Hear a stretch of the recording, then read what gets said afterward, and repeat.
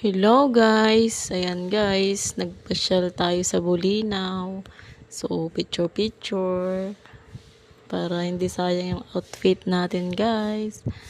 Yan guys, yung mga hipag ko guys, nasa ano kami guys, dagat. So, yan, picture-picture talaga. Selfie is life. Yan si Jasen guys, sobrang liit pa niya guys. Yan, nagbihis na kami guys. Dahil pauwi na kami yan guys. So, ini-enjoy pa nila guys yung swimming. So, ayan si PJ, si Jasen.